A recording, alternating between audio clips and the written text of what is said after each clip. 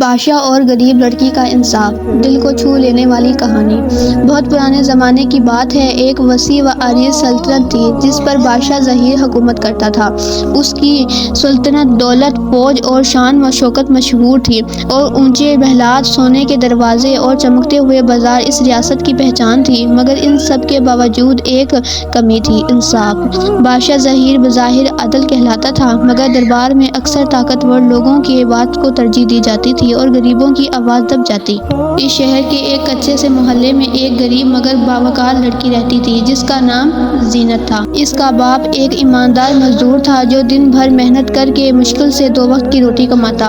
زینت نہایت صبر، باحیا اور اللہ پر یقین رکھنے والی لڑکی تھی۔ وہ اکثر اپنی ماں سے کہتی، ابا کی محنت ہی ہمیں اصل دولت ہے، اللہ ہمیں کبھی تنہا نہیں چھوڑے گا۔ ایک دن شہر کے خزانے میں سونے کے سکے کی کمی آ گئی۔ دربار سازشیں، لوگوں کے الزامات زینب کے ولد پر لگ گیا، کیونکہ وہ اکثر محل کے قریب مزدوری کے لیے آتا جاتا تھا۔ بغیر تحقیق کے اسے گرفتار کر لیا گیا۔ کوئی ثبوت نہیں تھا، مگر غربت سب سے بڑا جرم بن گیا۔ زینب جب یہ خبر سن کر دربار پہنچی تو سپاہیوں نے اسے دھکے دے کر واپس بھیج دیا۔ یہ بادشاہ کا دربار ہے، غریبوں کی فریاد سننے کی جگہ نہیں۔ اس رات زینت نے روتے ہوئے اللہ کے سامنے ہاتھ اٹھائے، اے اللہ، تو سب سے بڑا منصف ہے، اگر میرے باپ پر ظلم ہوا ہے تو سچ ظاہر فرما دے۔ اگلے دن اس نے ہمت کر کے دوبارہ دربار جانے کا فیصلہ کیا، چاہے اسے اپنی جان کیوں نہ دینی پڑے۔ دربار میں وزیر، امیر، لوگ اور درباری موجود تھے۔ زینت پھٹے پرانے کپڑوں میں کانپتے قدموں کے ساتھ بادشاہ کے سامنے کھڑی ہو گئی۔ سب ہنسنے لگے، ایک غریب لڑکی بادشاہ کے سامنے۔ مگر زینت نے مضبوط آواز میں کہا، بادشاہ سلامت، اگر انصاف واقعی زندہ ہے تو آج مجھے بولنے دیا جائے۔ بادشاہ پہلی بار چونکا، اس نے ہاتھ اٹھا کر دربار کو خاموش کرایا۔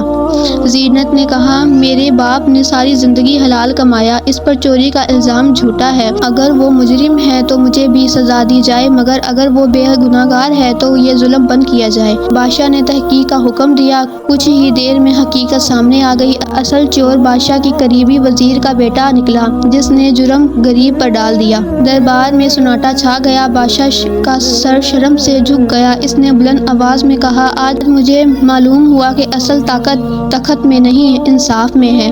بادشاہ نے زینب کے والد کو آزاد کیا، ظالم وزیر کو سزا دی اور زینت کے خاندان کو عزت اور مالی مدد کی۔ واقعے کے بعد بادشاہ کا ظہیر بدل گیا۔ وہ ہر فریادی کی بات خود سننے لگا۔